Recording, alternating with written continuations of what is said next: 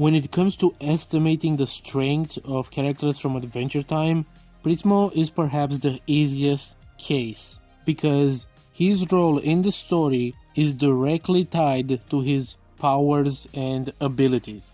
He is a wish master, an almighty being, the Cerberus at the center of the multiverse. As a wish master, he has the power to grant wishes that can even create and destroy universes, or I guess you could also call them timelines, with each universe having 3 or even 4 spatial dimensions in the show and 1 dimension of time, also with them being infinite in size, and aside from that having 50 dead worlds, each universal in size, basically the same size as the physical universe, as well as other adjacent dimensions like the Nitosphere, Lumpy Space, the Crystal Dimension, the Astral Plane, the Broke Up Dimension, or the Spirit World, with most of them being the same size as the universe itself. To put it simply, each universe or timeline, I should say, in Adventure Time is more like a macrocosm, is more akin to the Dragon Ball universe, where there is the physical universe and then there's a bunch of other realms surrounding it. So depending on if you think the universe has 4 spatial dimensions or 3 spatial dimensions, you could say that Prismo can create and destroy that. But also, every time he creates and destroys a universe, he also destroys like 50 or 60 or even more dimensions / universes alongside it. Each universe, or each timeline I should say, is basically its own macrocosm.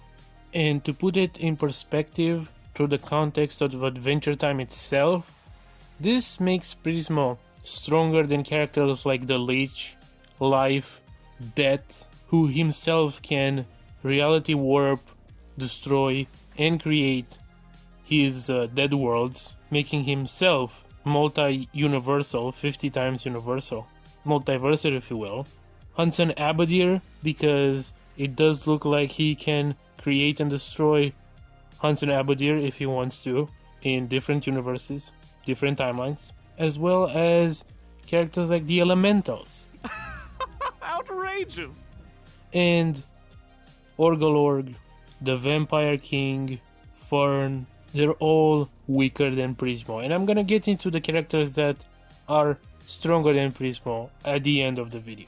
But if we go away from the show, which we established, Prismo is pretty strong, we have the comics, which I must say again, because I say it every time, and it must be said, is a different continuity. Well, in the comics, he is, just like in the show, beyond time, and has existed before time and lives outside time.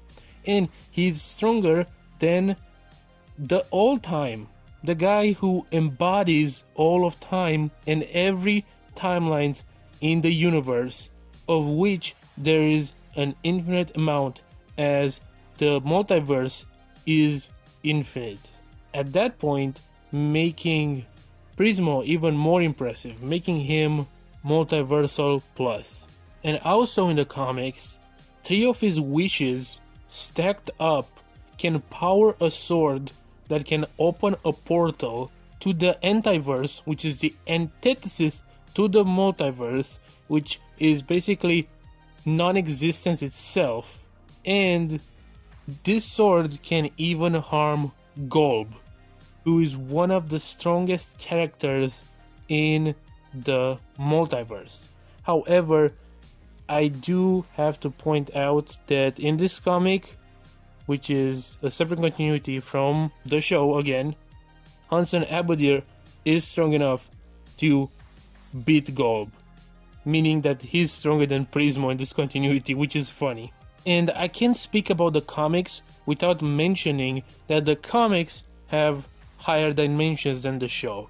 They have a larger cosmology if you will.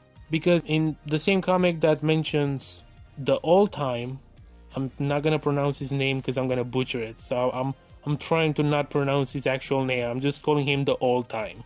In the comic Beginning of the End, there is a 5-dimensional rope which Bubblegum Princess has because she has dealt with the all-time before. This basically confirms that there's at least 5 dimensions in this continuity, with Prismo being able to create and destroy universes, meaning that he himself is 5-dimensional, at the very least, if not beyond that, because he is beyond those universes. But there's also other shorter stories where the string theory is mentioned.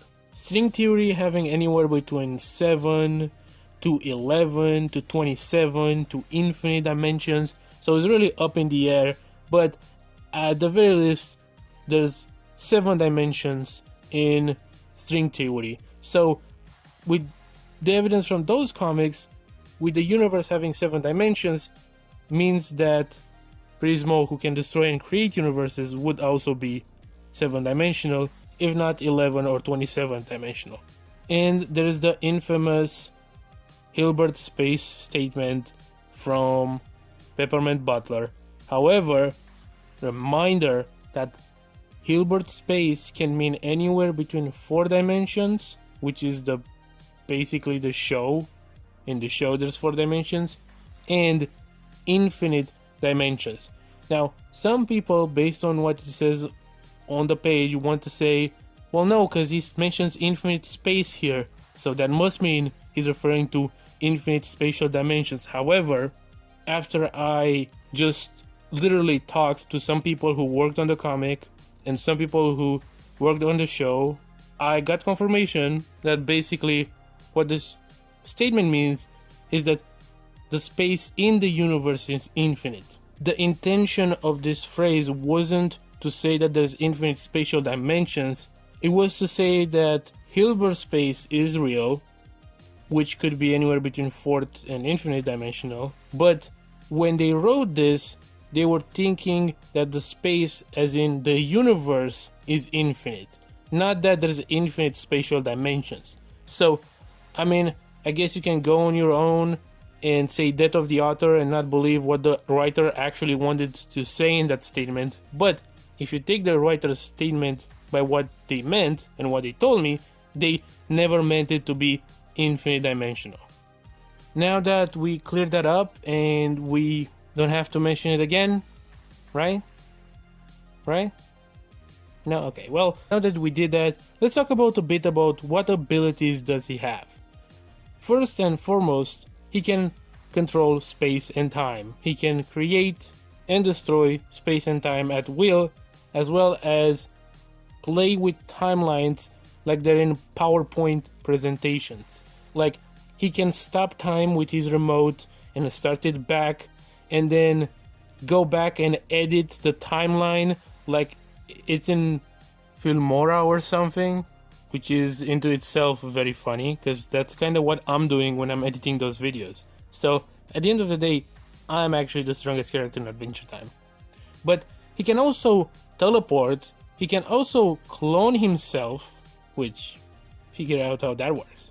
But outside of him being able to clone himself, he also lives outside of time and has multiple versions of himself living in different points in time, yet simultaneously in the time room. And in case that he dies, which he does at one point, he has a plan in place to come back to life no matter what. So essentially you can't really kill him. Even if you kill him, a version of him already has a backup plan to bring himself back, or that version of him that now exists anyway could come up and potentially take his place. It's very confusing. You have to watch the episode Is That You? And even after you watch that episode, you're still gonna be confused of what actually happened. But what I'm trying to say is that he essentially always kinda have to exist because he's outside of time. So even if you kill him in a point, he will always have a backup plan and he will always come back to live again, because of time shenanigans. It's hard to explain. I'm just not able to explain it properly because it's very hard. Another thing about him is that he's actually two-dimensional, and he kind of just exists on the walls of the time room, which is a little confusing because, like, yeah, if you're like Golb or something, maybe you can affect him, but how would like a character that is not very strong, how would they even affect this version of Prismo? He's essentially non-corporeal. He's a shadow on the wall. His name is Prismo. Prism. Oh, I feel like people should get the reference. He's basically a shadow on the wall. So you can't really interact with him unless you're either stronger than him or he wants to interact with you. And speaking of abilities, in one short comic, he does the most insane thing I've ever seen. He is able to manipulate and fast forward time in the time room, which is a room outside of time. So he manipulates time where there is no time. That must be some higher level stuff that I can't even comprehend. And outside of that, he has basically every ability ever, as he is basically, I'm not gonna say omnipotent, but he is called the Almighty Prismo. Yuhaba could never. That's what I'm gonna say. Now, before I end the video, let's explain some things. For example, the Time Titans, which are intrinsically connected to Prismo. The Time Titans are at the core of the time room, and they are the ones that create time waves, meaning that they must have existed before time, or at the very least before the passage of time. And because they reside within the time room, the same could be assumed for it, and possibly Prismo. But it doesn't really matter necessarily because Prismo still controls the time room completely, meaning that he has to be on a similar level with the time room. Speaking of the time room, let's explain it a little. So first of all, it's its own universe, infinite in area, and it is quasi-corporeal, meaning that it is and it isn't material at the same time. It's based on a Menger sponge, which in physics is an object that has infinite area while having zero volume.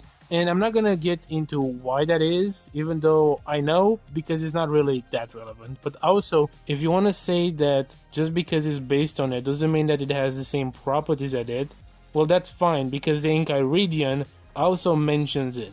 It mentions how the time room has infinite area and zero volume. And despite it being depicted as relatively small, it's actually not only infinite, but it probably has as many dimensions as any universe, being 3 or 4 to 12 or 27 or infinite or however many you think the Adventure Time base universe has. As when it is introduced, it's mentioned in a context of being a dimension just like the other universes. So it's not only infinite, but also it should have the same dimensionality as the other ones. And Prismo has complete control over it. Now, when it comes to the limits of Prismo's abilities, one of the most clear ones that we basically see on screen is that he can't affect or overpower Golb. Golb is just stronger than him, no question about it. Within the universe of Adventure Time, Golb is stronger than Prismo. There's also the fact that Prismo has a boss, so his boss must be also stronger than him, especially since Prismo fears him. There's also Scarab, who has the ability as a god auditor to imprison Prismo. Now, you could argue that somehow Prismo is more powerful than him, but even with all that power, Scarab's abilities with that specific weapon are still enough to seal Prismo away. And right between Scarab and Prismo's boss, there's Orbo, who's also higher on the hierarchy than Prismo, and is even stronger, and I would say way stronger than someone like Scarab, and closer to someone like Golb. So Orbo, Scarab, Golb, and Prismo's boss have been shown to be on a similar level, if not way above Prismo. And there's also a few other gods when Orbo and Scarab are talking that are witnessing this conversation, and it's very possible that those gods are on a similar level with Prismo, if not higher.